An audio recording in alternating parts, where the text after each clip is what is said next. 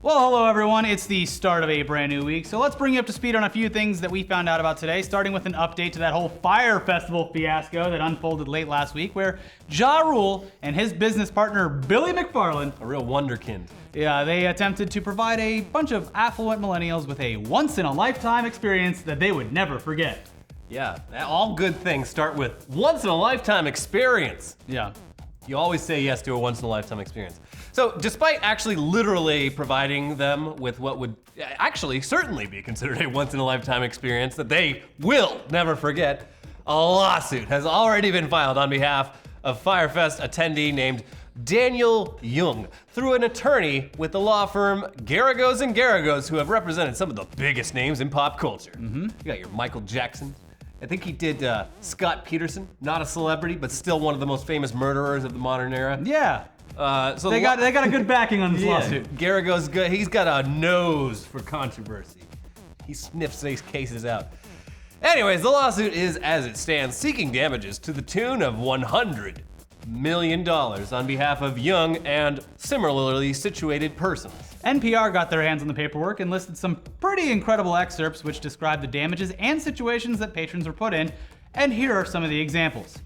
Attendees' efforts to escape the unfolding disaster were hamstrung by their reliance upon defendants for transportation, as well as by the fact that defendants promoted the festival as a cashless event. Defendants instructed attendees to upload funds to a wristband for use at the festival rather than bringing any cash. As such, attendees were unable to purchase basic transportation on local taxis or buses, which accept only cash. As a result of defendants' roadblocks to escape, at least one attendee suffered a medical emergency and lost consciousness after being locked inside a nearby building with other concertgoers waiting to be airlifted from the island. Holy shit. Jurassic Park, except for the dinosaurs are Ja Rule and Billy McFarland. It continues. Shockingly, defendants had been aware for months that their festival was dangerously under-equipped and posed a serious danger to anyone in attendance. Individuals employed by defendants have since acknowledged that no infrastructure for food service or accommodations was in place as recently as last month. The island was totally barren, and that the few contractors who had been retained by defendants were refusing to work because they had not been paid. You ever throw a party in college or your early 20s? You just sort of wing it? This is like that, but it's in another country. On a massive scale. On an island that has no utilities or access to basic things that you need. In the spot that they did it at. Of course, we all know now that there was a Sandals resort within. This is the best Sandals ad ever. Yeah. It's all inclusive. Hey, we'll save you. Yeah. Come to Sandals, where Michael Scott goes every year. You get your hair braided, bring it Get back that to one America. braid. Hey, you can tell I was just in the Bahamas based off my hair braids, which are not racist at all. They'll get some henna tattoos and everything. But yes, the lawsuit continues. Defendants were knowingly lying about the festival's accommodations and safety, and continued to promote the event and sell ticket packages. The festival was even promoted as being on a private island, once owned by drug kingpin Pablo Escobar. The island isn't private, as there is a Sandals resort down the road, and Pablo Escobar never owned the island. But who's to say? It was all dark money. We don't know what he owned or what this, he owned that. Yeah. He's responsible for all of the hippopotamus and rhinos that are running around and Medellin. Whatever. Yeah. Well, who knows? It could have been Escobar's. Yeah, maybe. Yeah, it could be. Has the Sandals I'm sure a drug dealer. Has the Sandals been promoting that fact? Come to Sandals, Bahamas, where Pablo Escobar once reigned. Unfettered. We bought this island at a steal in a police repossession sale. Woo, anyways, it goes on. Mr. McFarland and Mr. Atkins began personally reaching out to performers and celebrities in advance of the festival. Is Ja Rule's name Atkins? I guess, and warned them not to attend.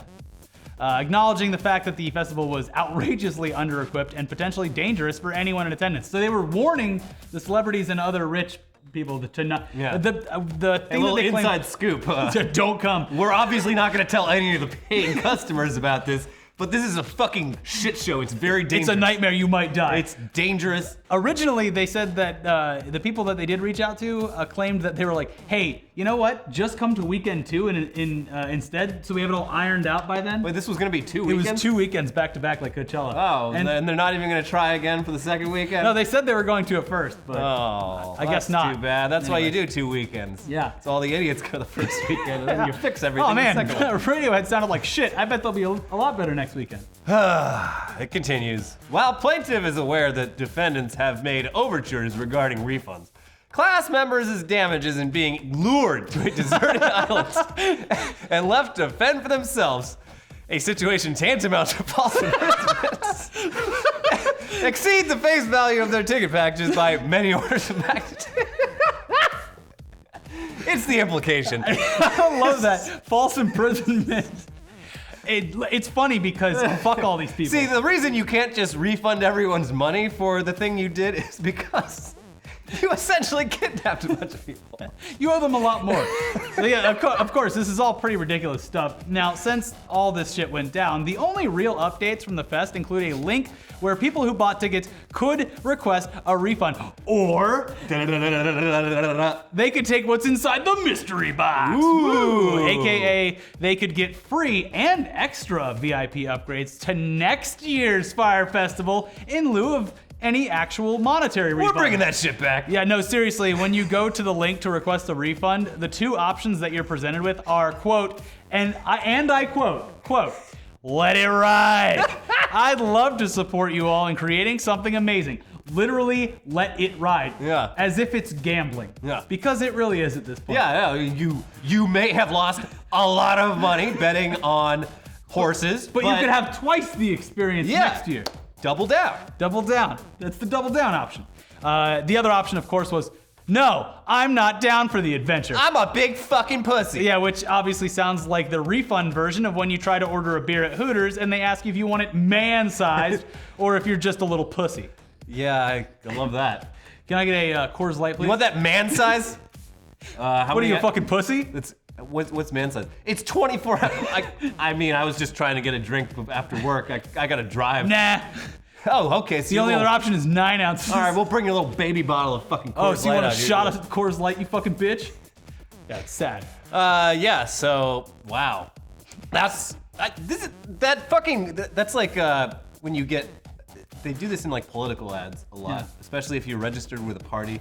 They'll send you mailers and be like, donate money, and you either check, I do not want to donate right now, or you either check, yes, I will donate this amount of money, or you check, no, I will not donate, and I plan to vote for liberal socialist candidates for the next election. The implications are all Like, over oh the place. shit, well, I guess I better donate. Anyway, that's the latest from the Fyre Festival. Yeah. But have no fear, because we're watching that shit like a couple of hawks, or more like a couple of vultures, because everything's We are circling this story, looking to pick any meat off the bone. Yeah, it is. The whole thing's so fucked up and hilarious that it's honestly a dream come true for a news channel as respectable as ours. Yeah. But now let's take a hard left turn and talk about Trump's life, post 100-day milestone. Everything.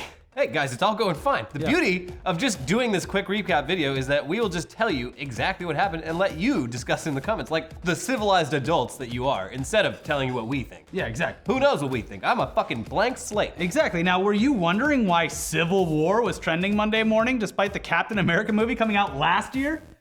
Obviously, their marketing mistakes are bad because that movie came out last year. That movie was cool, but I mean, like, if America ever had its own civil war, that would be pretty scary. I don't know why it would happen, but anyways, yeah, it was actually because during an interview with SiriusXM Politics, Donald Trump was speaking about Andrew Jackson and said the following.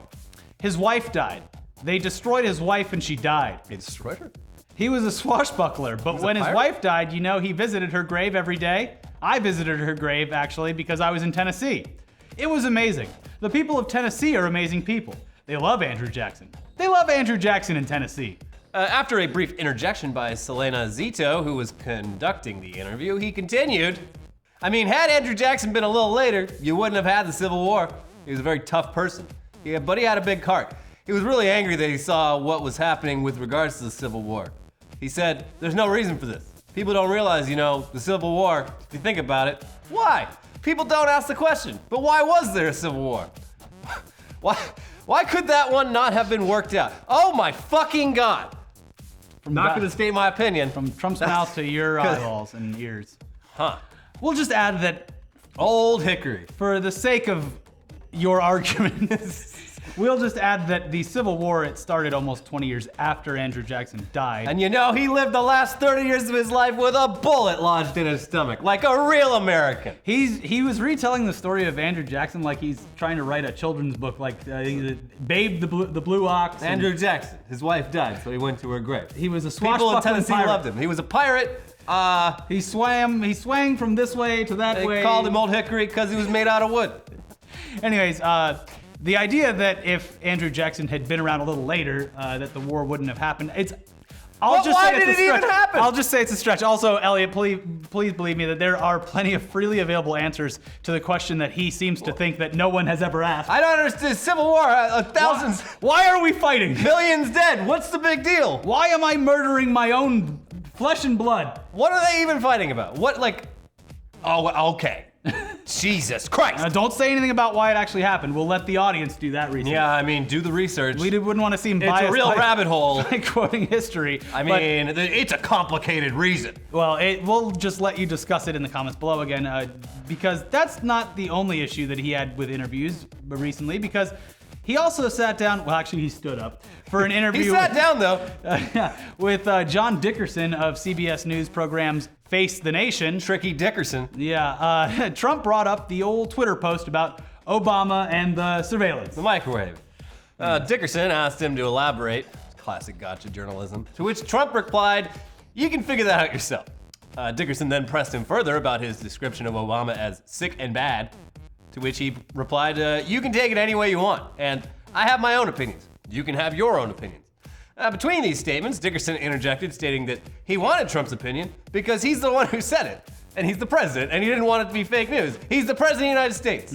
Explain yourself. Trump then said, "All right, that's enough," and then people say he walked out of the interview, but he walked about 5 feet away to his desk, and he's like, "All right, safe." It's like, sorry, I don't mean to make fun of the president. I don't want to let my All the bias respect show. that the office comes with, granted. He had a interview with Reuters last week where during the interview he passed out maps of the electoral college wins that he had done. Yeah, you gotta keep them. It's been 100 days. You guys remember when I won that election?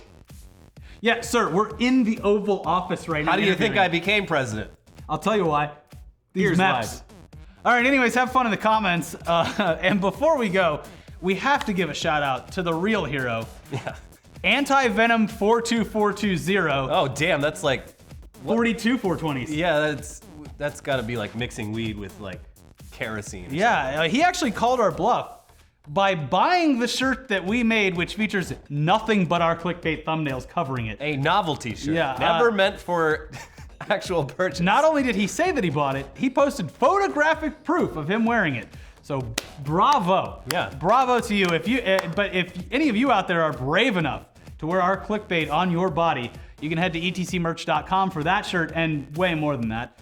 In these dark, sad times where YouTube money ain't what she used to be, merch sales will hopefully cushion that blow. Let's turn these dark times into dank times. And yeah, get the shirts. Anyway, thanks for joining us. Don't forget to like or unlike or unsubscribe or subscribe. Stay tuned or not for Tech News Day tomorrow, and check out our other videos over here. We did a new podcast where we answered all your burning questions, talked more about that YouTube stuff. Yeah. And then for the primer on the Fyre Festival, I don't know, we've already, if you've made it this far in the video and you have no idea what's you're going all of on. a sudden realizing you don't know what we were talking about, watch the previous video about the Fyre Fest. Yeah, and I don't know, we'll see you next time. Sorry to laugh at the Trump quote. It's just, not only is it hard to read, it's ridiculous. But really, why did we have a civil war? I mean, how has no one throughout history asked that simple question? Historians are still trying to figure it out today. They're trying to really put their finger on it. Why? First of all, why did no one ask at the official start of the war? You know when Go and fight. When both sides break through the tape that says start. Wait, why are we fighting? What are we doing?